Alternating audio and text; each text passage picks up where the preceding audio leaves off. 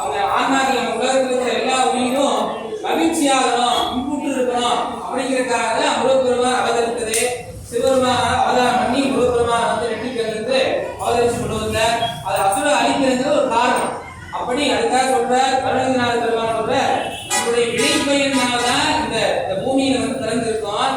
எப்பவுமே அந்த வினைப்பயிரை அகற்றுவர் முருகப்பெருமான், வினை தீர்ப்பர் வேலவன் அப்படின்னு சொல்லி இந்த திருப்புகழில கருணகிரிநாத பெருமான் காட்டுற அந்த வாசகத்துக்கு இணைந்து நம்ம எல்லாரும் என்ன பண்ணணும் அப்படின்னா, இந்த பங்குனி உத்திர நன்னாள்ல இந்த இடத்துல ஆலயத்தில் முருகப்பெருமான் தரிசனம் பண்றதுக்காக நமக்கு இந்த நேரத்தை முருகப்பெருமான் நமக்கு கொடுத்திருக்கார்.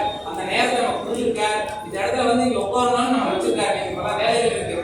நம்ம எந்த வேலையில எங்க இருப்போம்னு நமக்கே தெரியாது, எத்தனை வேலை இருக்கோ நமக்கே தெரியாது. அப்படி அந்த இந்த நேரமான முருகப்பெருமானை தரிசனம் செய்ய, முருகனை மனதார நினைக்க ஒரு 2 மணி நேரம் 3 மணி நேரம் நம்ம கிடைச்சிருக்கு. நம்ம இந்த முருகனை மனதார பிரார்த்தனை செய்து எல்லா விதமான நேரங்களும் விட்டா இந்த பௌர்ணமி உத்தரகட்சத்திரம் கூடியிருந்தால் அப்பேற்பட்ட ஒரு சுப முகூர்த்தத்துக்கு இணங்கான நாள். இப்போ முகூர்த்தம் எப்படி கல்யாண முகூர்த்தம் இருக்கோ அப்படி அந்த முகூர்த்தத்துக்கு ஈக்குவலான இந்த நாள் புதன்கிழமை ரொம்ப விசேஷமா அமைஞ்சிருக்கு.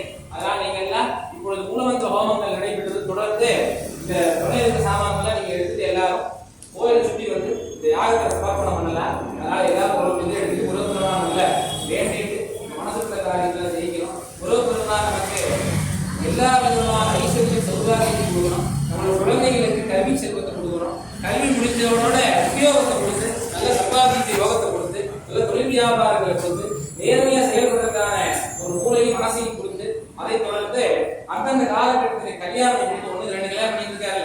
அதனால அந்தந்த காலகட்டத்தில் கல்யாணத்தை கொடுத்து கல்யாணத்தை மட்டும் கொடுக்காம அவளை மாதிரி ஒரு குழந்தையும் கொடுக்கணும். நீங்க எல்லாம் பிரார்த்தனை பண்ணிக்கணும். இந்த வம்சங்கள் அபிவிருத்தி, இந்த கல்யாணங்கள் இதெல்லாம் தான் இப்ப நான் இப்போ சொல்லிட்டே இருக்கிறது. இதெல்லாம் தான் ஒரு தடையாக போயிட்டு இருக்கு. இந்த கலியுகம் கலி புத்தி போச்சுங்கிற மாதிரி கலியுகம் போக போக 25 வயசு 22 வயசு கல்யாணம் பண்ணாலும் நீங்க 30 வயசு ஆகி கல்யாணம் பண்ண மாட்டேங்குது. 35 கேட்டா ஜாதகம் கொண்டு கேட்டா ஜாதகம் கொண்டு வரும் 35 வயசு கல்யாணம் ஆகிறாங்க. கேட்கும் போது நமக்கு துயரம், முருகனுக்கு துயரமா இருக்கு. அதனால இந்த முருகப்பெருமான் இடத்திலே லோக கல்யாண வார்த்தை அப்படின்னு அதுக்காக இந்த பங்குனி உத்திர விசேஷமே முருகப்பெருமான் என்ன பண்றார், லோக கல்யாணம் லோகத்தில் இருக்கிற எல்லா ஜீவராசிக்கும் எல்லா விதமான ஜீவராசிகளும் சந்தோஷமா இருக்கணும், சௌபாகியமா இருக்கணும். அதுக்கு என்ன ஆகணும், கல்யாணம் சந்தோஷமா இருக்கணும். ஆண் பெண் துணை அப்படின்னு வச்சது. இன்னைக்கு ஆண் துணை பெண் துணை சும்மா என்னவோ சோசியல் மீடியால என்னவோ போயிட்டு இருக்கு, நிறைய இருக்கு விஷயங்கள். ஆனா முருகப்பெருமான் சாமியான படைச்சதுக்காக ஒருத்தருக்கு துணையா இருந்து இந்த லோகத்துல ஒரு இன்பத்துப்பங்கள் இருந்த பகிர்ந்து கொண்டு 2 பேரும் சந்தோஷமா வாழணும் அப்படிங்கிறதுனால. அதனால அந்த கல்யாண அபாப்தி கொடுத்து குழந்தை சேர்க்கை கொடுத்து வம்சங்கள் அபிவிருத்தி ஆணும் பெண்ணா ஏதோ குழந்தை கொடுத்து அந்த வம்சங்களான அபிவிருத்தி செஞ்சு எந்த ஒரு குறையில்லாம நம்முடைய வாழ்க்கை வாழணும். குழந்தைகளான குறையில்லாம பிறக்கணும்.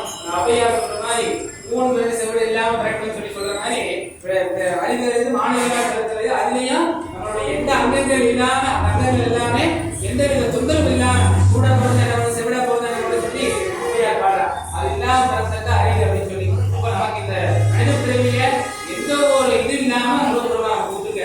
அப்ப அதை நம்ம சாமிக்கு சேவை செய்யறதுனாலையும் சாமிக்கு ஒரு கும்பிடுறதுனாலையும் நம்மளுடைய பக்தியாலையும் அதை வந்து அந்த நன்றி செலுத்தணும். அதனால எல்லாரும் முருகப்பெருமானுக்கு பிரார்த்தனை பண்ணிட்டு எல்லாரும் இந்த ஒன்னொன்னு சொன்னேன்.